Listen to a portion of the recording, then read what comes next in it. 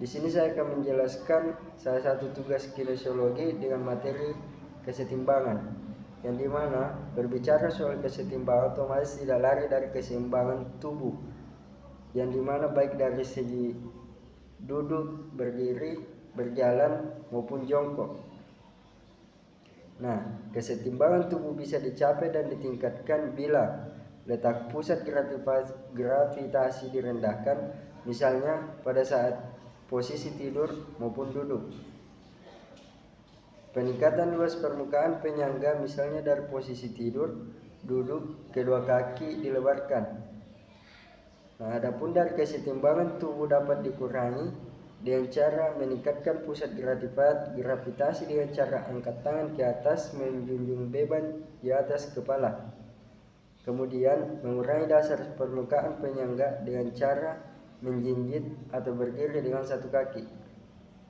Adapun prinsip-prinsip kesetimbangannya itu yang pertama, prinsip kesetimbangan tumpuan kaki, prinsip kesetimbangan sikap siap, waspada atau kuda-kuda, prinsip kesetimbangan dari sikap diam ke gerak, prinsip kesetimbangan dari bergerak ke diam, dan prinsip kesetimbangan mempertahankan kesetimbangan dalam keadaan bergerak.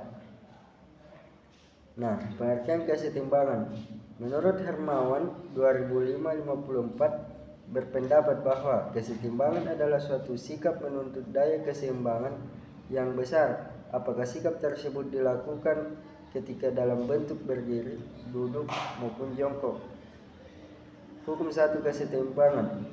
Badan selalu dalam keadaan setimbang selama proyeksi titik berat badan tersebut jatuh dalam bidang tumpuannya. Nah, yang dimana cobalah berdiri rapat pada dinding tembok. Saat berdiri, proyeksi titik berat badan jatuh pada tumpuan kaki.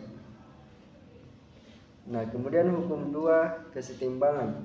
Stabilitas perbandingan lurus dengan luas bidang tumpuannya, artinya makin luas bidang tumpuan, makin besar stabilitasnya.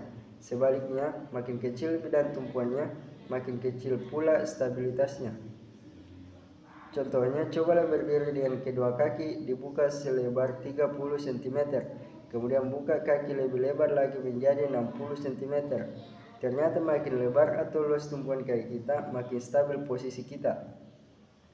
Kemudian hukum ketiga kesetimbangan. Stabilitas berbanding lurus dengan berat badan atau badan, artinya semakin berat badan seseorang, semakin besar stabilitasnya. Sebaliknya, semakin ringan badan seseorang, semakin kecil pula stabilitasnya.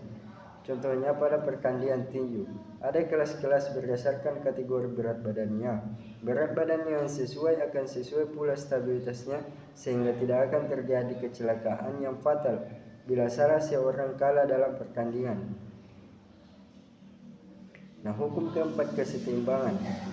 Stabilitas berbanding lurus dengan jarak horizontal dari titik berat badan terhadap sisi bidang tumpuan ke arah benda atau badan bergerak. Artinya makin besar jarak horizontal ke arah tertentu, makin besar stabilitasnya ke arah tersebut. Sebaliknya, makin kecil jarak horizontal, makin kecil pula stabilitasnya. Nah, kemudian hukum kelima kesetimbangan, salah satu materi terakhir, yaitu stabilitas berbanding terbalik dengan jarak vertikal dari titik berat badan terhadap bidang alasnya. Artinya makin besar jarak vertikalnya, makin kecil stabilitasnya. Sebaliknya, makin kecil jarak vertikalnya, makin besar stabilitasnya. Itulah materi yang saya bawakan pada malam kali ini. Lebih dan kurangnya mohon dimaafkan. Assalamualaikum warahmatullahi wabarakatuh.